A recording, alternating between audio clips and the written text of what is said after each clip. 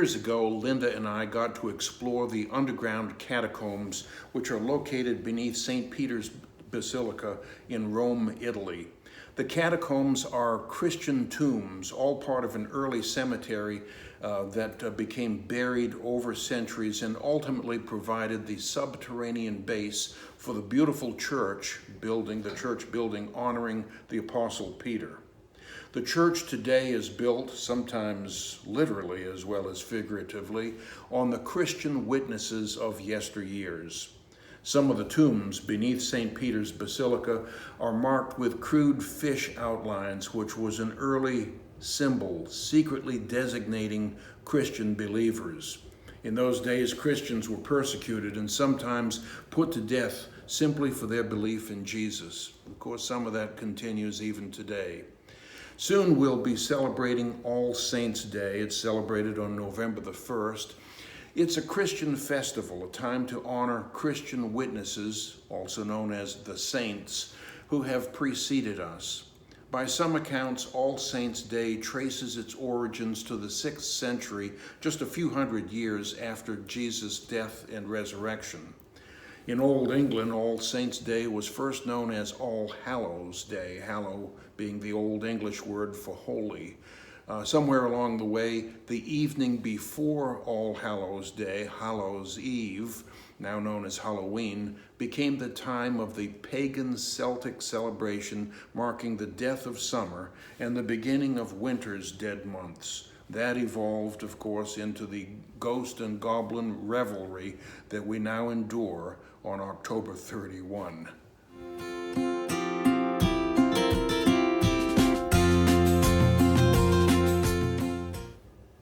Many churches in this country soon will be holding All Saints' Day services, honoring members who have preceded us in death.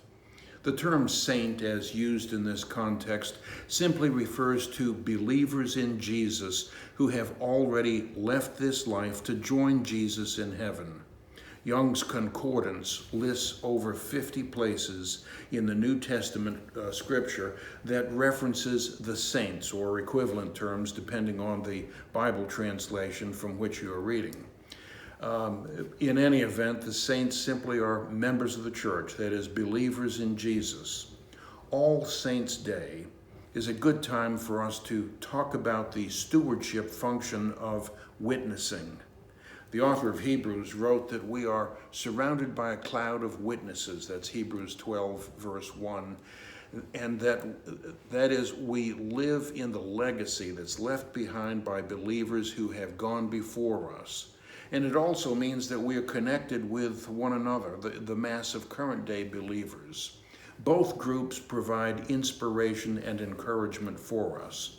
God, in his infinite wisdom, has blessed you and me with resources that were left for us by the saints who provided the church buildings, hymns, seminaries, universities, manuscripts, resources of many different kinds, all enriching our lives as Christians today.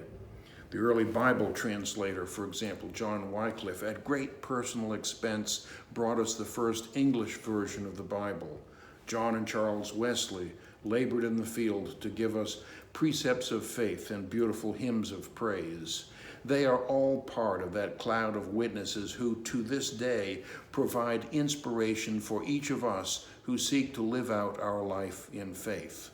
But the cloud of saints includes lesser-known persons. Dick Dorton, for example, grew up in poverty in West Virginia during the Great Depression. He never could afford college for himself. At the end of World War II, during which he served in both the Atlantic and Pacific theaters in the United States Navy, after leaving the Navy, he became employed as an electrician. Over many years of frugal living and hard work, he accumulated resources for a scholarship fund at Bay Lake Church. It's benefited many people in providing schooling that he never could afford for himself. He chaired the Sanctuary Design Committee, and that sanctuary, more than a half century later, is one that is used by thousands, has been used by thousands over the years for worship in that very space.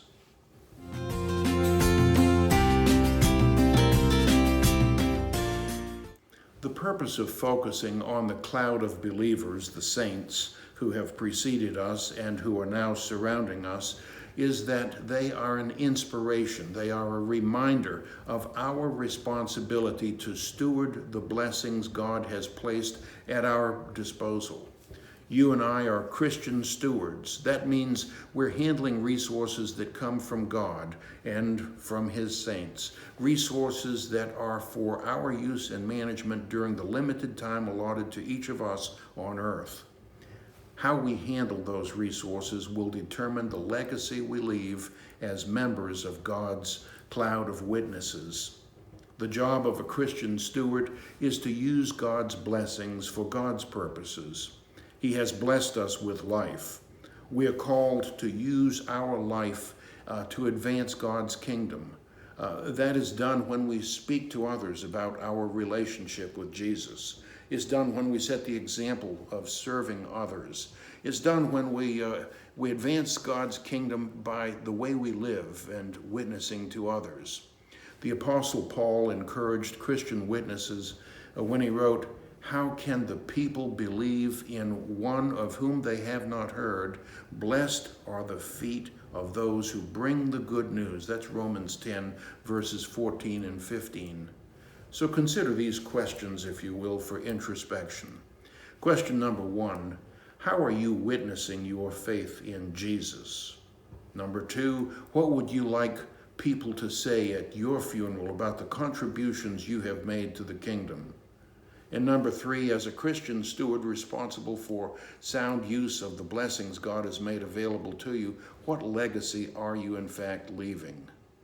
Whether you are working in the orphanages of South Sudan or mentoring your neighbor who is having a hard time, you are witnessing for Jesus.